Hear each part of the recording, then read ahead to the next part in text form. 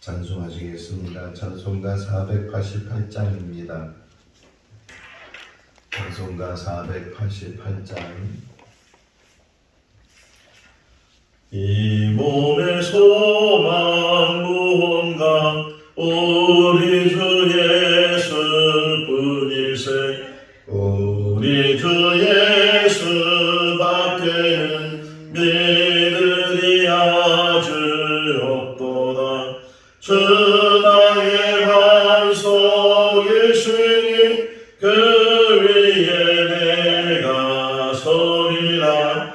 그 위에 내가 서리라. 무섭게 바람 부는 밤 물결이 높이 설렐 때 우리 주 크신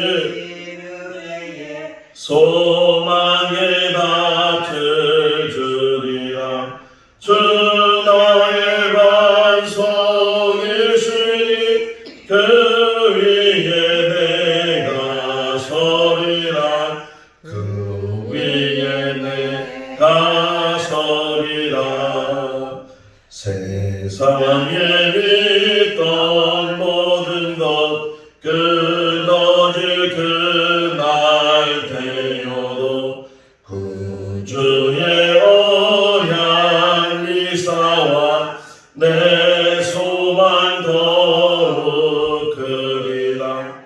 주 나의 반석이시니 그 위에 내가 서리라. 그 위에 내가 서리라.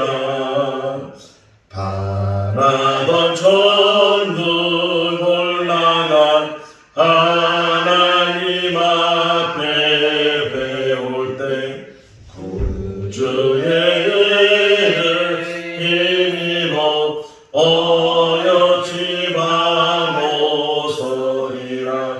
주 나의 반석이시니 그 위에 내가 서리라. 그 위에 내가 서리라. 고린도전서 15장 35절에서 49절 말씀까지입니다. 고린도전서 15장 35절에서 49절 말씀까지. 누가 묻기를 죽은 자들이 어떻게 다시 살아나며 어떠한 몸으로 오느냐 하리니, 어리석은 자여, 내가 뿌리는 씨가 죽지 않으면 살아나지 못하겠고, 또 내가 뿌리는 것은 장래의 형체를 뿌리는 것이 아니요 다만 밀이나 다른 것의 알맹이 뿐이로되, 하나님이 그 뜻대로 그에게 형체를 주시되 각 종자에게 그 형체를 주시느니라. 육체는 다 같은 육체가 아니니 하나는 사람의 육체요 하나는 짐승의 육체요 하나는 새의 육체요 하나는 물고기의 육체라. 하늘에 속한 형체도 있고 땅에 속한 형체도 있으나 하늘에 속한 것의 영광이 따로 있고 땅에 속한 것의 영광이 따로 있으니, 해의 영광이 다르고 달의 영광이 다르며 별의 영광도 다른데 별과 별의 영광이 다르도다.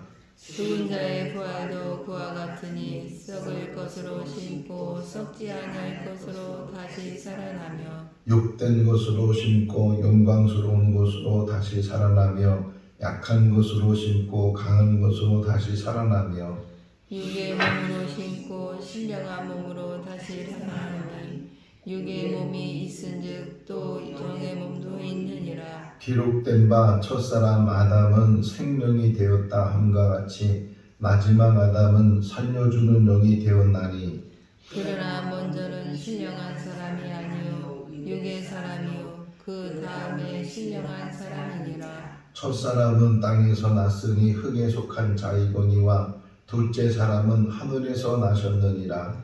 무릇 흙에 속한 자들은 저 흙속에 속한 자와 같고 무릇 하늘에 속한 자들은 저 하늘에 속한 이와 같으니 같이요 우리가 흙에 속한 자의 형상을 입은 것 같이 또한 하늘에 속한 이의 형상을 입으리라. 아멘. 할렐루야. 우리가 학교 다니면서 우리도 모르는 사이에 어떤 문제를 막 풀어요.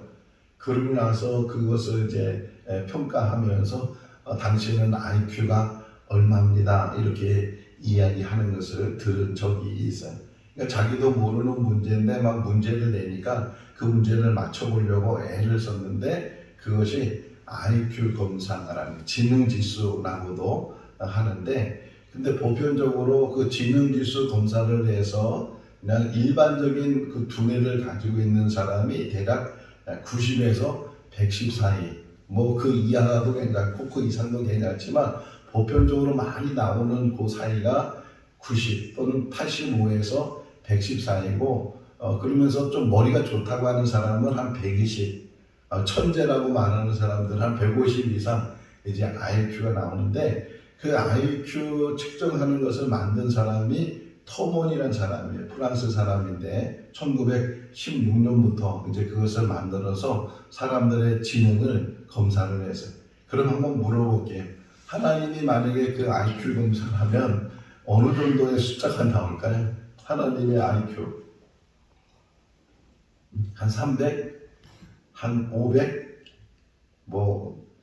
나오지 않겠죠? 그마침 하나님의 지식은 인간이 측정할 수 없는 그런 지식. 그래서 흔히 하나님을 가리켜서 전능자시다 이렇게 얘기하잖아요. 그 전능하신 하나님의 지혜와 지식을 가지고 인간에게 무엇인가 말을 해주고 싶어 하세요. 그러니까 무엇인가 말을 해주고 싶어 하는데 인간은 그 하나님의 지식과 지혜를 깨닫지 못하니까, 알지 못하니까 때로는 믿지 못한다는 거예요. 그래서 하나님께서 그 인간에게 믿을 수 있도록 하신 게 뭐냐? 성경이에요. 이 성경을 왜 주셨는가? 그 하나님의 무한한 지식과 무한한 지혜를 우리에게 이렇게 알려주시는데, 그 알려주시는 방법 중에 하나가 이 성경이에요. 그러면 성경의 내용이 뭐냐? 미리 말씀하시고, 그리고 그 미리 말씀하신 것을 이루시는 것. 이걸 흔히 예언과 성취라는 거예요. 그러니까 미리 얘기하셔요. 그러지 않으면 사람들은 믿을 수가 없는 거예요. 믿지 못해. 나는 그 말을 믿지 못해. 도마를 보세요.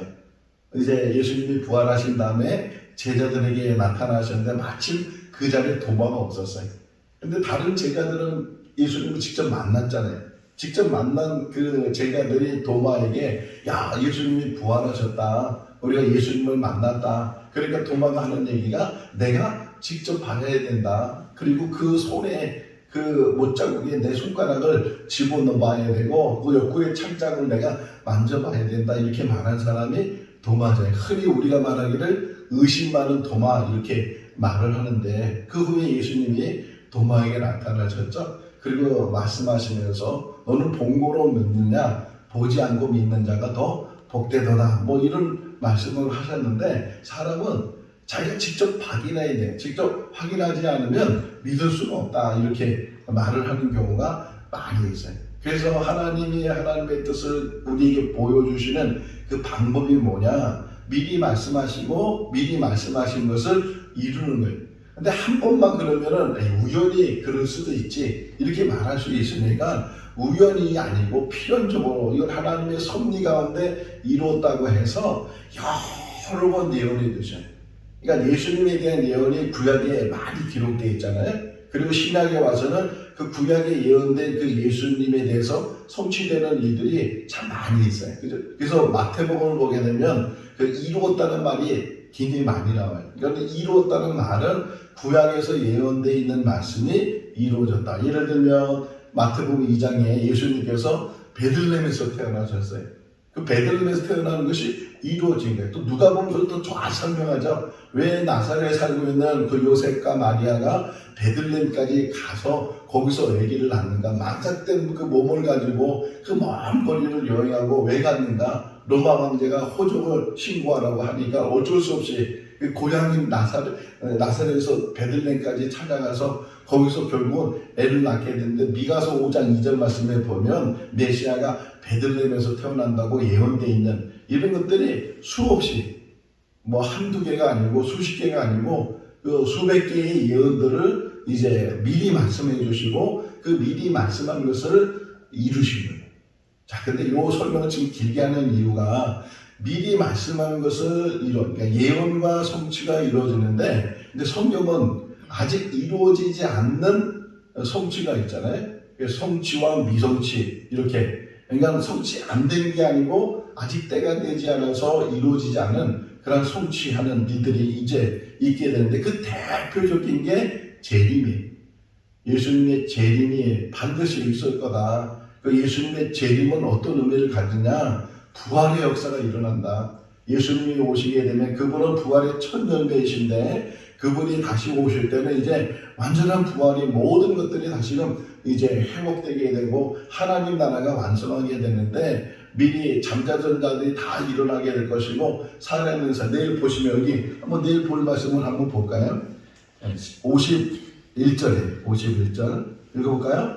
보라, 내가 너희에게 비밀을 말하노니 우리가 다 잠잘 것이 아니요 마지막 나팔에 순식간에 호련히 다 변화될 것이다.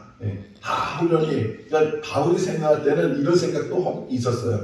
예수님이 언제 오실지 모르니까, 그러면 혹이나 우리가 살아있을 때, 우리가 이 땅에 존재하고 있을 때 예수님이 오시게 되면 우리는 어떻게 되는 건가? 미리 죽은 사람들이야 다시 이제 살아난다고 말씀하셨는데, 살아있는 사람은 어떻게 될 것인가? 이렇게 질문했을 때 우리 역시도 지금 이 몸을 가지고는 영원히 살 수가 없으니까 영원히 사는 몸을 갖게 되고, 이게 오늘 설명이에요. 오늘 해주는 설명이 육신의 육체가 있으면 신령한 육체도 있고, 지금 가지고 있는 이 육체는 육신의 육체이지만 이 육체를 가지고 영원히 살지 못하는, 그러니까 썩을 몸과 썩지 않을 몸, 이렇게 표현하고 있어요. 썩을 몸과 썩지 않은 그런 몸이 있는데, 지금의 이 몸을 가지고서는 영원히 살지 못하니까 주님이 오시는 그날이 되면, 그러면 우리 몸도 변화가 돼서 영원히 사는 몸을 갖게 되고, 그래서 하나님께서 예비하신 그 영원한 하나님 나라에서 우리가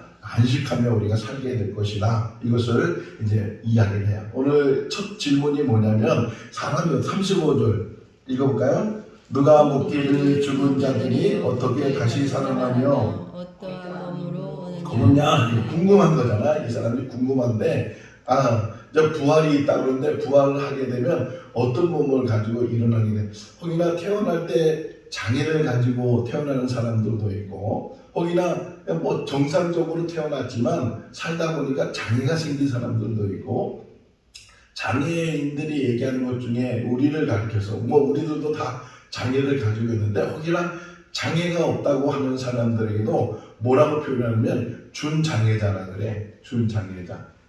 자기가 장애가 없다고 해서 장애가 없는 게 아니고 언제든지 장애를 가질 수 있다, 이런 표현도 그 안에 담겨져 있는데, 혹이나 장애를 가지고 있는 사람이 태어나서 한평생을 살다가 이제 세상을 떠나고 이제 변화된 몸을 갖게 될 것이잖아요. 그러면 그 변화된 몸을 가진 그 사람이 또 장애를 가지고 태어날까요? 어떤 몸을 가지고 태어날까요? 우리 가운데 또 어떤 사람이 예를 들면 너무 얼굴이 못생겼어. 그러면 그 다음에 또 태어날 때도, 그 다음에 변화되는 몸을 가질 때도 아주 못생긴 얼굴을 가질까요? 어떤 얼굴을 가질까요? 궁금하잖아요. 제가 생각할 때 어쨌든 뭐 장애의 부분에 있어서 뭐 얼굴이 어떻게 변했는지 잘 하나님이, 그건 하나님 소관이니까. 그러나 제가 생각할 때는 이 땅에는 장애를 가지고 태어난다 할지라도 혹이나 이제 변화된 몸을 갖게 되면 그 모든 장애는 사라지게 될 줄로 믿습니다.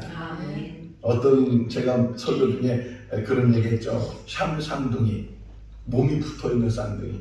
쌍둥이로 태어나면 이렇게 떨어져 두 아이가 태어나야 되는데, 한 몸이 두 머리를 가지고 태어나는 그런 사람들도 혹이나 있게 되는데, 나중에 다시 부활하게 되면 그 사람이 또 붙어가지고서 쌍둥이로 태어나겠어요? 아니면 떨어져 있는 몸으로 태어나겠어요? 분명한 사실은 떨어져 있는 몸으로, 정말 하나님께서 아주 아름다운 몸으로 우리를 만들어 주실 줄로 믿습니다. 압구정도에 가니까 뭐 건물마다 다 성형외과, 뭐 한 층에 뭐 몇 개씩 있기도 하고, 성형외과가 그렇게 잘 되고 있어요. 뭐야 그게? 뭐 하는 곳이에요? 고치는 거, 뜯어 고치는 거예요. 코를 높이고 뭐 눈을 크게 하고 뭐 그렇게 고치는데 우리가 다시금 부활하게 되면 그럴 필요가 없다는 게 가장 아름다운 모습으로 가장 하나님께서 행복한 모습으로 우리를 다시금 만들어 주실 줄로 믿습니다. 네, 태어날 때 우리가 이 땅에 태어나는 거 우리 마음대로 태어나지 않고 이 모습을 갖는 것도 우리 마음대로 갖지 못하고 또 부활한 후에도 우리가 다시금 우리 몸이 변화된 후에도 우리 마음대로 하지 못하지만 하나님께서 분명히 가장 아름다운 모습으로 우리를 만들어 주실 줄로 믿습니다. 사람들이 궁금해 물어봐요. 어떻게 다시 죽었다가 살아날 수 있으며 또 어떤 모습으로 태어나겠는가 하는 것을 물어봤을 때 이런 생각이 들었어요. 아침에 새벽에 이 말씀을 묵상하면서 생명이 이 하나 질문하는 게 저한테도 질문하고 우리 모두에게 자 생명이 죽었다가 다른 생명으로 태어나는데 그 생명이 다시는 그 생명이 되는 거예요. 그 생명이 되는 거죠. 지금의 이 생명이 죽었다가 다른 생명으로 태어나는 것이 아니고 지금 이 생명이 부활 후에도 다시금 우리가 주님 오시는 그때 변화될 때도 이 생명은 여전히 그 생명으로. 그래서 제일 먼저 생각난 게 뭐냐면 어제 매미 얘기했잖아요. 매미 군뱅이가 땅속에서 5년 7년 이제 살고 있다가 매미가 돼서 하늘을 날아다니는데 그 군뱅이로 있던 생명이 매미가 되는 생명하고 다른 생명이 똑같은 생명이에요. 같은 생명이죠. 땅속에 묻혀 있지만 그 생명이 이제는 변화돼서 그래서 매미가 되고 하늘을 날아다니는 것처럼 이 땅에 살고 있는 이 육신의 생명이 이 땅에서 연한이 맞춰지게 되면 이제 이 땅의 육신은 썩어지게 되고 이 땅의 육신은 땅으로 돌아가게 되지만 우리의 생명은 똑같은 생명, 이 생명을 가지고 우리에게 영원한 영생의 길을 열어주실 줄로 믿습니다. 하나는 이 땅에 떨어져 죽지 않는 하나는 그대로 있고 죽으면 많은 열매를 맺느니라 주님께서 요한복음 12장 24절에 말씀하고 있는 것처럼 그 육신이 그 하나님 미리 죽었지만 죽은 것이 아니고 그것을 통해서 많은 열매를 맺게 되는 것처럼 역시 그 설명이죠. 여기 보면 36절 37절이 밀 하나가 또는 알갱이 하나가 죽는다고 죽는 것이 아니고 그 안에 생명이 있기 때문에 그 생명이 또 하나의 생명, 그 생명이 생명이 되는 것을 이야기를 하고 있는데 여기서는 이제 본식의 이 의미를 가지고 있지만 생명은 그냥 변하다고 해서 그 생명이 죽어지는 것이 아니고 그 생명은 죽은 것처럼 보이지만 살아있다는 거예요. 우리 생명도 마찬가지인 줄로 믿습니다. 이제 우리는 나이가 들수록 늙어가잖아요. 또 나이가 들수록 병이 들기도 하고 때로는 그냥 어떤 갑작스러운 사고를 당하기도 하고 그런 우리 인생을 살아가는데 그런 인생을 살아가지만 분명한 사실은 하나님이 우리의 생명을 붙들어 주시고 여기 오늘 본문에 나온 것 중에 하나가 아담 이야기를 하나 해주죠. 창세기 2장 7절 말씀을 보게 되면 하나님께서 흙으로 사람을 만드시고 그리고 그 코에 호흡을 그냥 용을 부르는 하나님이 용을 혹 부르니까 그가 생명이 됐다. 이 표현이 나와요. 45절 말씀 기록된 바 첫사람 아담은 생명이 되었다 한 것 같이 하나님이 생명을 넣어주시니까 그가 흙이었던 그가 이제 그 생명을 넣어서 에스겔서에도 나오죠. 에스겔서의 37장 말씀을 보게 되면 뼈들이 모여있는 것을 에스겔을 데려가서 저 뼈들이 살아나겠느냐 뼈들만 있는 거예요. 살아나느냐 물으니까 하나님은 하실 수 있습니다. 그렇게 이 에스겔이 말하니까 하나님께서 에스겔에게 명령, 대언 대신 이게 말하는 거예요. 대신 뼈들이 일어나도록. 그러니까 막 뼈들이 막 제자리를 찾게 되고 거기에 이제 살이 붙고 뭐 핏줄이 힘줄이 생기고 다 사람의 모습을 다 가졌어요. 그런데도 그것은 완전한 사람이 아니고 거기에 뭐가 들어가야 돼요? 생명이 들어가요. 생명이 돼요. 그래서 그 생명을 불어넣도록 말씀하라고 하니까 그 생명이 그 안에 들어가서 생기죠. 생기가 그 안에 들어가니까 큰 군대를 이루게 됐다. 요 환상을 지금 예수를 통해서 말씀하고 있는 것처럼 하나님은 생명의 주인이시고 생명을 살리시는 분인 줄로 믿습니다. 근데 지금의 이 육신을 가지고는 영원한 생명으로 살 수 없기 때문에 이 육신은 이제 제한적인 삶, 이 땅에 장소적이고 이런 시간적인 제한적인 삶을 살지만 이 땅의 삶을 마치게 되면 우리에게 영원한 삶이 있는 줄로 믿습니다. 이 부활의 신앙만큼 귀한 신앙이 없고 부활의 신앙 때문에 순교할 수 있는 거예요. 사도 바울이 또 많은 전도자들이 그렇게 고문을 당하고 고난을 당하고 심지어는 순교를 당한다 할지라도 그 순교를 이겨낼 수 있는 것은 이 생명이 이 땅에서 끝나는 것이 아니고 영원한 생명이 우리에게 있고 그 영원한 생명을 가지고 영원히 살 수 있는 것을 하나님이 만드셨는데 그것이 하나님 나라예요. 우리 교회의 존재가 이 하늘나라에 있는 줄로 믿습니다. 한 사람도 실족함이 없이 살다 보면 뭐 이러고 저러고 싸우기도 하고 지지고 볶고 이런 일들이 인간 사회는 일어날 수 있지만 이것 때문에 우리의 믿음, 우리의 신앙을 잃어버려서는 안 돼요. 사람 때문에 상처받고 사람 때문에 시험 들고 사람으로 인해서 그런데 그것 때문에 믿음을 잃어버리거나 하나님을 잃어버리거나 하나님을 등지고 안 된다는 거예요. 끝까지 우리는 천국 가는 그날까지 주님만 바라볼 수 있기를 바랍니다. 여기 요한복음 2장 한번 보시면 예수님의 표현인데 요한복음 2장에 보면 뭐라고 표현했냐? 사람을 의지하지 않아요. 예수님께서 사람을 의지하지 않는 그 말씀이 여기 하나 나와요. 요한복음 2장 24절에 24절 말씀 145쪽에 있네요. 요한복음 2장 24절 읽어볼까요? 예수는 그의 몸을 그들에게 의탁하지 아니하셨으니 이는 친히 모든 사람을 아시리라. 사람을 너무나도 잘 알고 있어요. 그렇게 친하고 뭐 정말 자기 모든 것 다 줄 것처럼 그런 관계를 가져도 한 번 순간에 등 벌리고 그러면 그 사람이 얼마나 무서운 사람이 되는지 몰라요. 항상 그 친구가 적이 되고 적이 또 친구가 돼. 이게 인간의 관계 속에서 이루어진 일들이 평생 좋게 가면 얼마나 좋겠어요. 그런데 조그만 일 하나 가지고서 또 그것 때문에 서로 심사가 틀리게 되고 그러면서 서로 간에 원수지간이 되는 그런 일들도 우리 주변에서 많이 보게 되는데 그것 때문에 믿음을 잃거나 하나님에 대한 그 신뢰를 잃어버리면 안 된다는 거예요. 우리 끝까지 사람 보지 말고 사람은 언제든지 실망 줄 수 있고 물론 위로해주고 격려해주고 같이 가지고 이런 것이 인간관계에서 이루어지는데 혹이나 그런 일이 일어나지 못한다 할지라도 끝까지 우리는 주님만 바라보면서 천국 바라보면서 가는 그런 신앙의 삶이 우리 삶이 될 수 있기를 바랍니다. 흙에서 태어난 육신이 있고 하늘에서 태어난 육신이 있다는 거예요. 아담은 흙에서 태어났고 예수 그리스도는 하늘에서 태어난 표현이에요. 47절 말씀 읽어볼까요?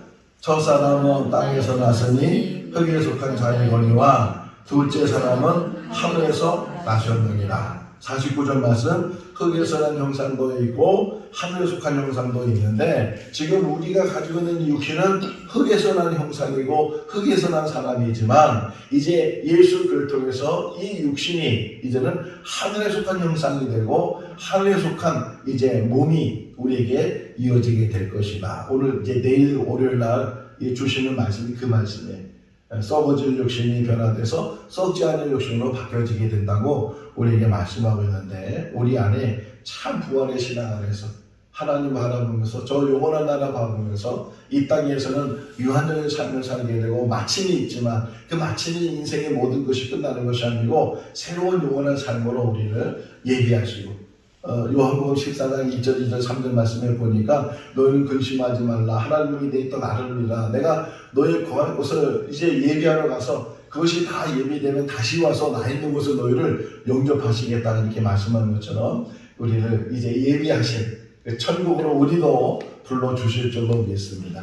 먼저 간 우리 형제 자매들이 있고 또 이제 우리도 때가 되면 부르심을 받게 될 것이고 또 우리 후에도 우리 자녀들이나 자손들 역시도 하나님이 택한 모든 자들은 다 그곳으로 불러들여서 거기서 새로운 만남을 갖게 될 것이고 또 영원한 삶을 우리가 살게 될 줄로 믿습니다. 천국 안에서 만나고 천국 안에 속한 그런 삶이 우리 삶이 될 수 있기를 주님의 이름으로 축원합니다. 기도하겠습니다. 사랑이 많으신 하나님 아버지 이 땅에 사는 것이 힘겹고 어렵지만 그럼에도 불구하고 우리에게는 소망이 있으며 또 영원한 하나님 나라 우리 영원한 본향이 있는 줄로 믿습니다. 부활의 신앙을 꼭 가질 수 있도록 도와주시고 지금은 썩어질 육신 속에 살고 있지만 이제 후에는 썩지 않은 육신으로 변화되게 하시고 땅에 속한 육신을 가지고 살지만 이제 후에는 하늘에 속한 육신으로 변화시켜 주셔서 영원한 영생을 누리게 하실 줄로 믿습니다. 아버지 천국을 바라보게 하시고 이제 다시 오시는 예수 그리스도 대망하는 우리들 되게 하시고 부활의 신앙, 재림의 신앙, 또 영원한 영생을 취하는 그런 믿음의 신앙을 갖는 우리들 되게 하여 주시옵소서. 행위로서는 얻을 수 없고 오직 예수 그리스도의 공로 의지해서 주님을 통해서만 죄의 문제와 죽음의 문제가 해결되는 줄로 믿습니다. 아버지 하나님, 우리의 모든 죄를 사하여 주시고 하나님의 백성으로 인쳐주시고 하나님 어린 양의 생명책에 그 이름들이 기록되게 하여 주시옵소서. 생거 진중에서 모든 성도들 한 사람도 실족함이 없이 천국 백성이 되게 하시고 천국을 소유한 삶이 되게 하여 주시옵소서. 오늘도 주 안에서 복된 하루의 삶이 되게 하여 주시기를 간절히 바라옵고 우리를 구원하신 예수님의 이름으로 기도하옵나이다. 아멘. 마쳤습니다. 자유롭게 기도하시기 바랍니다.